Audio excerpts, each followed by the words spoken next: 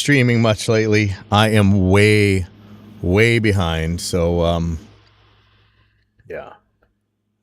Let me just make sure this audio is working. Check. Looks like it. I'm going to have to make sure that the YouTube audio is getting through. Looks like it is. Let's see. The process of recording music. Maybe not. Let me make sure. Why this isn't working. Hold on. 1 second. I had kind of a catastrophic kind of crash that might keep stuff from going here. Requires audio to pass through quite a few devices between the instrument or voice and the final product heard by the listener. There are many places where things can go wrong, and the laws of physics means that everything we put the audio through. All right, looks like this is okay. All right, so this is it's a video from Fearn. Somebody sent me. I'm not sure which part they're talking about here. I think it has to do with DAW summing. If we want to get into the DAW summing myths again, but if you don't know Fearn, this is a company. Here's the thing about its history, but what I know about them is during the Project Studio revolution, these things were everywhere. Like this were very handy pieces of rack gear you could have around your ADAT studio or whatever, or whatever studio, and but they weren't stupid expensive at the time. I think people used to buy, there was like a mic preamp one, but it had a DI. So people, they're using it for everything, mics and bass and stuff.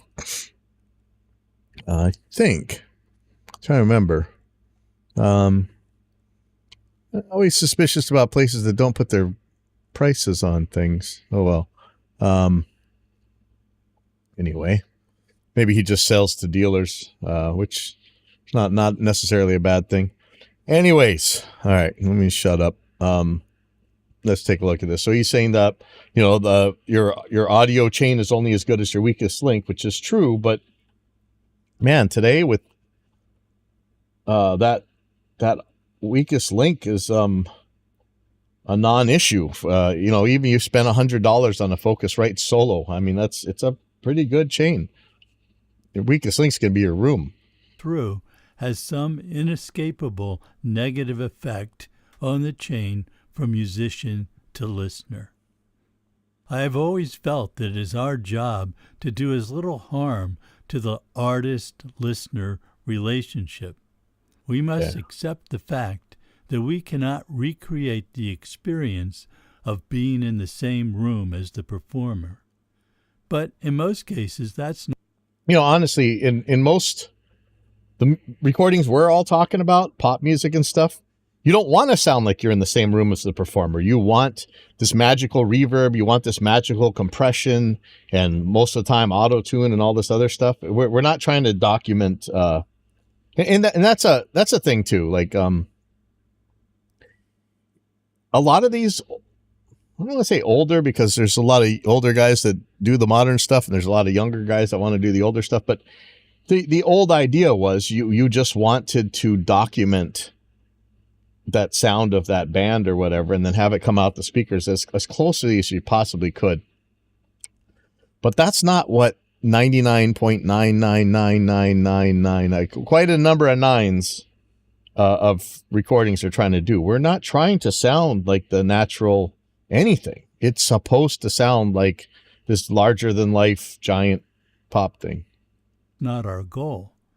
We want to preserve the artistic integrity of a performance, of course, but we also have the ability to compensate for the lack of realism by using studio techniques to make a more compelling experience for the listener.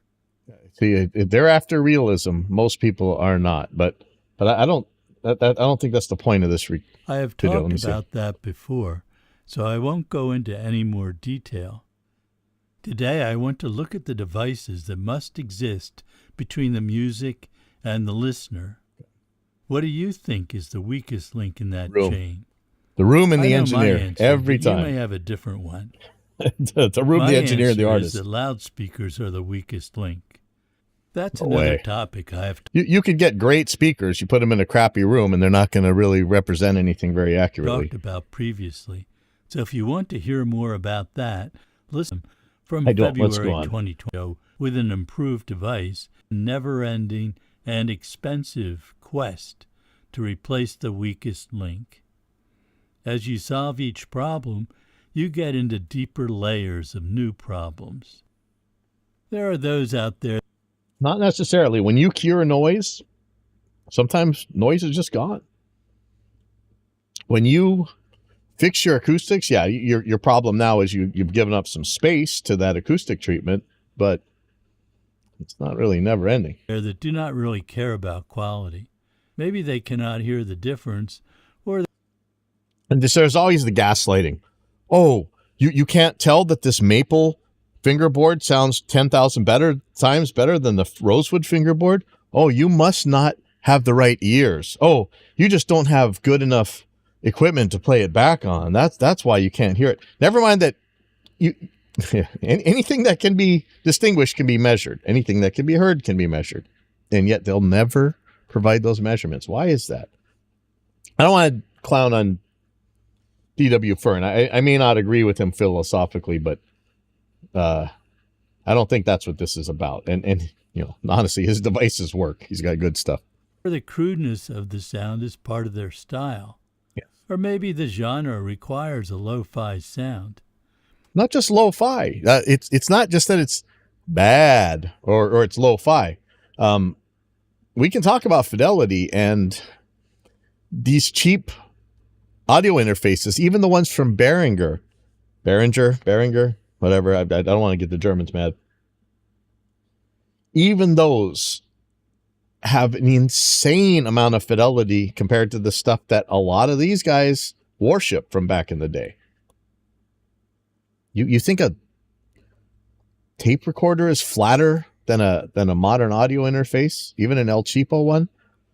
I don't want to sound like a stuck record, but go to my page or anybody else who's measured this stuff, and you'll see these things are ruler flat. If any of those apply, then your life will be much simpler. I talk about that. It's not easy to make a modern pop recording. I'd say it's easier to document a band. I think that's insanely easy. Go put up an Omni mic in the middle of the room and hit record. Done. Making these things with Taylor Swift with 500 vocal tracks on top of each other, that's difficult. In more detail in the episode, Does Quality Matter? From April 2025. My life in music recording has always been a struggle to improve the sound. The technology has come a long way in my 60 years of recording with professional equipment. And before I started, the advancements in sound quality were even more dramatic. Yeah, and I've only got half his years. So, and even in the last 20 years, the improvement in sound quality, it's insane, man. But I mean, by like 2005, you could get, Echo was making that stuff. Even before that, where you could get really good stuff for El Cheapo cheap. We went from crude recording. All right, well, let's get to the point. And in smaller, it's really subjective. Everyone has different tastes and preferences. Really good music follows some rules that society collectively has determined to be appealing to us. This varies by culture and tradition, but it's reasonably consistent. The music conforms to those traditions and what society finds attractive.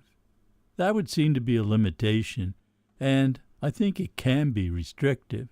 If everyone followed the same rules and never tried anything new, but I'm sorry. Vital to keep music. Okay, I promise this was sent to me, and there's something in here for us. This is all cool what he's talking about, but it's not really my interesting. Thing. In most cases, we do not have much control over musical quality as recording engineers. Next is the performance.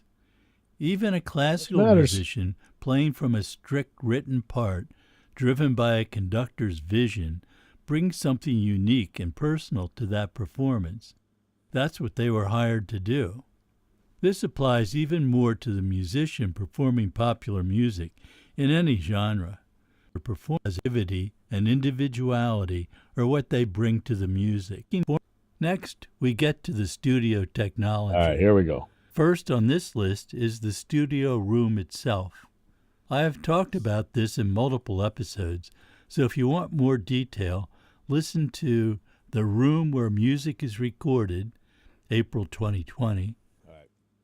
And thankfully, on this very show, we've had Ethan Weiner on here. You want to talk about acoustics, you want to talk about rooms. I don't know that there's a more qualified person alive on this planet to talk to than Ethan Weiner. But there's others that are good. But acoustics, big deal, very big deal. I've been mixing in headphones a lot lately. That's a whole nother show. We'll deal with that later. But no, he's right. Acoustics, good. Recording in improvised spaces, May of 2020. Improving acoustical spaces, October 2023. Building a studio, May of 2025. This is actually interesting. I actually want to go to this guy's stuff and take a look at what he's got for it. I think D.W. Fearn used to present white paper. I think I've been to presentations by him before. This guy's no joke, but for some reason this was sent to me. So let's see what this is about. I'm not exactly sure. And bleed isn't always a bad thing, from July of 2025. A poor sounding room will affect the quality of the recording no matter what you do. Yes. Often you can use techniques to minimize the impact of a poor room sound, but it will always be there. Where you place instruments and voices in the room is another variable that affects the sound. And then we get to microphones. There is both an art. There's so much religious magic about microphones. I hope we don't get stuck on this because we just got to move through this to something that actually matters. But yeah, microphones are important. Art and science in choosing the best mic for a given sound. Mics all sound different, and even vintage mics of the same model often sound very different. Yes. Often vintage mics of the same model sound very different. So when somebody says, oh, it has to be an M49 from 19, blah, blah, blah, blah, blah. Today, how many times has that thing been recapped and retubed and, the capsule's been messed with? They're all different. It was like when they were trying to find the right LA2A for modeling, right? Everybody had a different LA2A they liked, and they all sounded different. So this whole, that's why I always say, what do you want it to sound like? Is it flat? Is it have a wide bandwidth? Is it distorted? Is it noisy? You measure these things and then tell me which one you want. The sound of a microphone deteriorates over time. So most mics. Does it deteriorate, or does it lose some high end and becomes a warm mic, right? This stuff, it's all so subjective. Will require maintenance throughout their lifetime. More on mic selection can be found in microphone equipment through audio cables. Most from a microphone has to get to the recording equipment through audio cables. Most cables are good enough and do not degrade the sound. I thought we were going to go out on some crazy magic cable tangent like that. I'm happy to talk about that, but it's not my expertise. But no, like anybody, like we've shown 1 billion times, go to the hardware store, get some lamp cord, and that will be as hi-fi as any speaker cable you can possibly buy, as long as it's thick enough for the length of the run and the amount of power that's going to go through it. And that's a simple equation you can go look up on the web. So let's not get into cable magic. I know especially guitar players believe in all this cable magic nonsense. Nor do they introduce noise into the recording. But cables and connectors can have problems. They can. Details on that but let's move on. Weak point, especially in mic circuits. Anyone who has ever used a patch bay knows that they often have problems.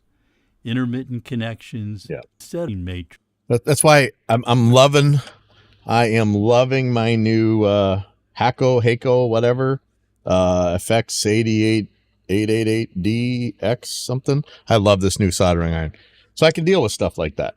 Controlled by That wasn't a paid advertisement, but hey, Hako, whatever. If you want me to show your stuff, I'm happy to. And I'm very, very having a great time with this thing. software.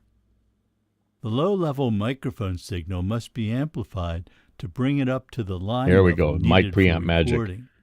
The preamp could be in a console, a converter or interface, We're just or going to pull as this a up. Sorry. standalone device. I believe this is a critical component in the signal chain, which is why the first product I designed was a vacuum tube mic preamp. You can learn more in microphone. I mean, you can do these tests yourself. Here are frequency response of very El Cheapo Behringer ADA 8000 mic pre's, Focusrite Octapre mic pre's, AMEC 9098, super crazy expensive mic preamp. The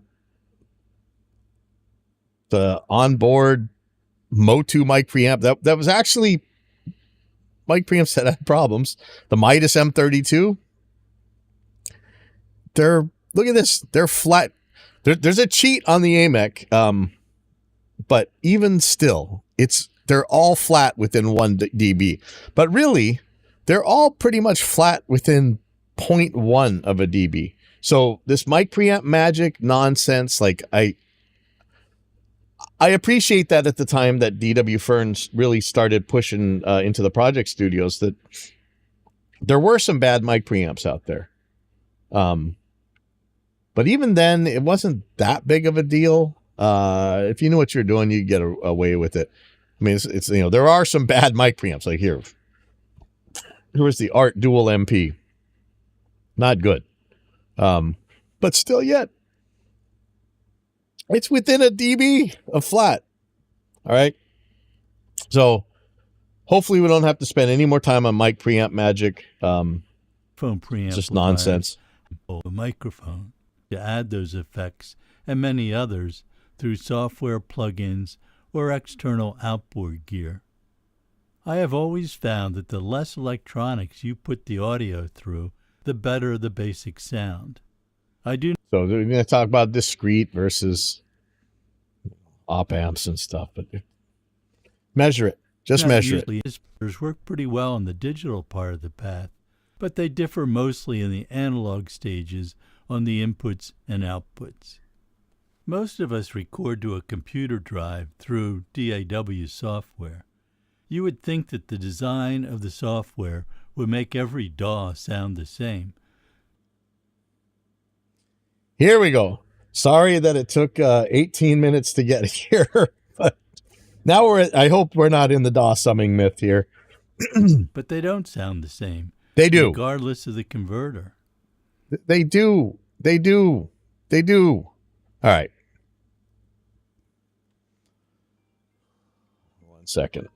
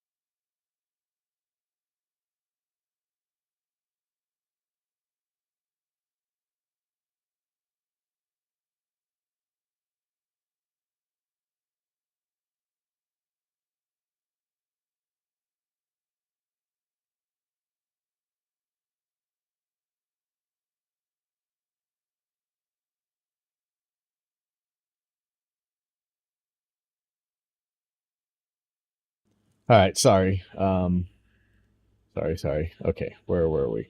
All right, let's just do something real quick.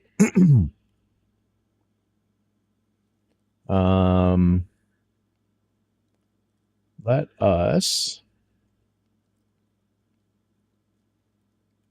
just make a sine wave. How about that? Let's do a sine wave. I know it's annoying, isn't it? Yay.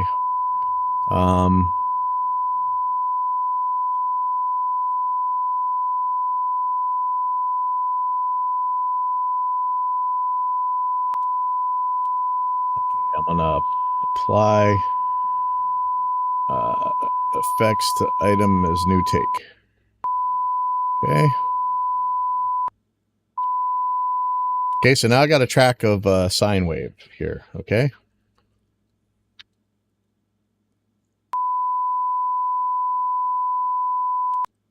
Now let's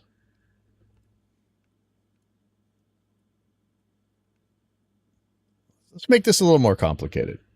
So I think that's a 1K sine wave. Let's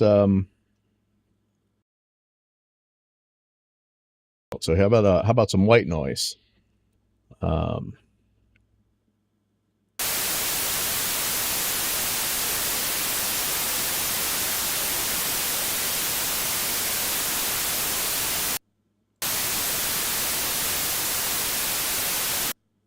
Okay.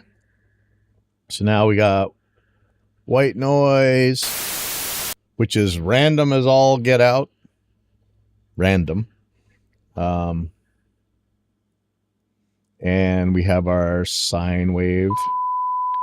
And we can play them together. Noisy sine wave, right? Let's render this track.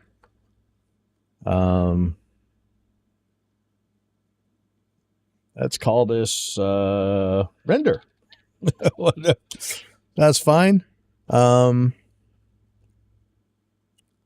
us not resample anything.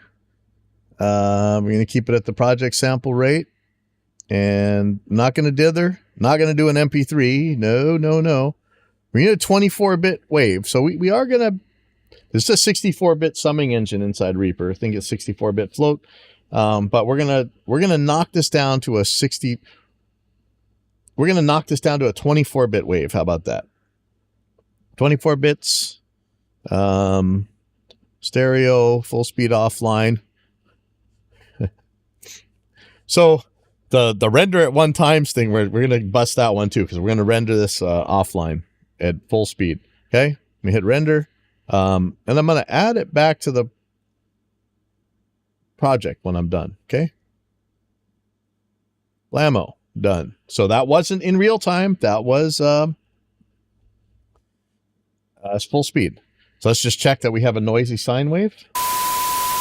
Okay. Now I am going to flip the polarity of this track here. And you guys know what that means, right? If the sine wave's going this way and the other one's going that way, you get nothing on the output. Let's see what happens when I flip the polarity and I play it back with the original tracks. So here's the original tracks. Here is the rendered track, even though it's out of polarity. Let's play them together. Yeah. Are we, can you see this here? It's, well, here, let's put this on the, let's do the loudness meter here. How about that? Me Mouse Eye, how about that? I can never get enough of that. All right, let's look at you lean here.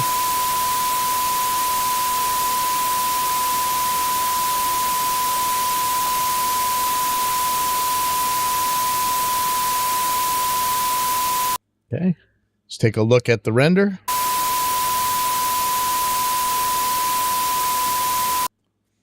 Let's play them both together with the original out of polarity.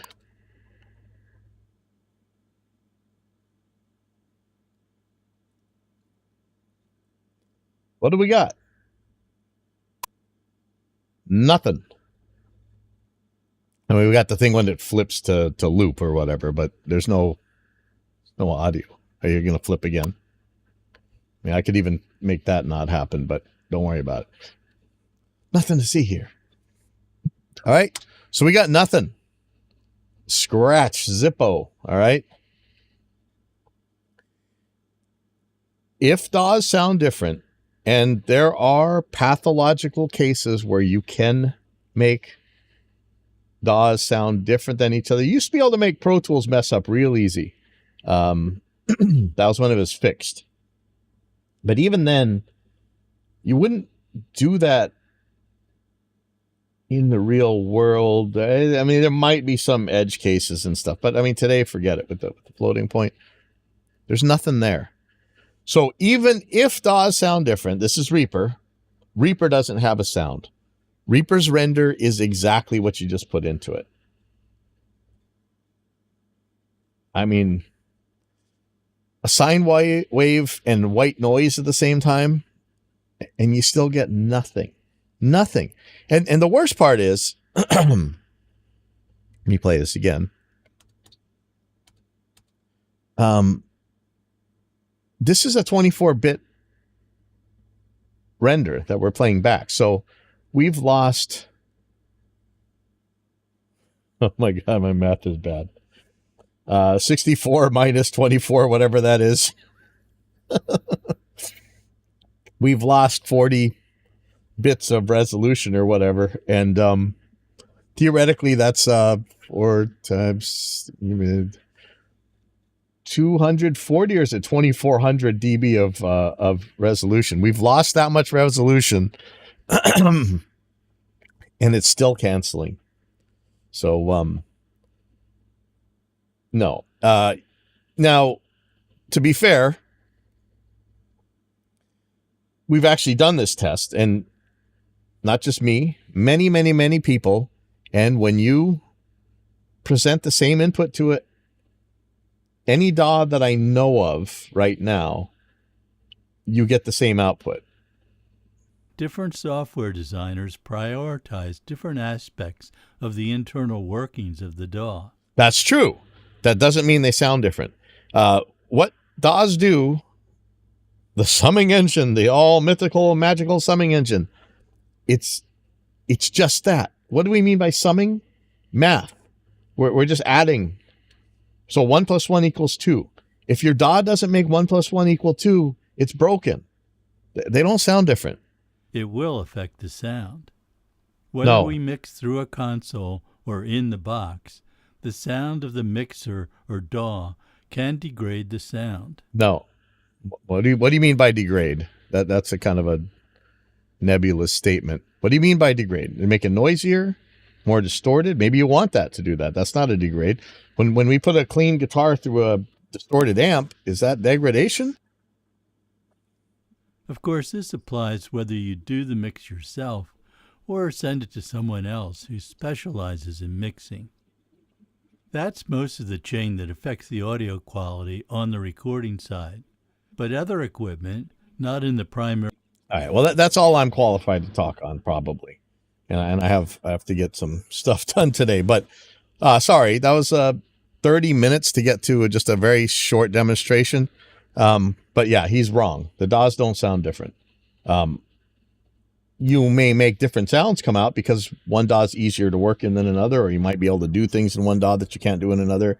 But the way they handle audio is, I'm not going to say they handle it the same. The way they sum it comes out with the same results. If it doesn't, your DAW is broken or you did something wrong.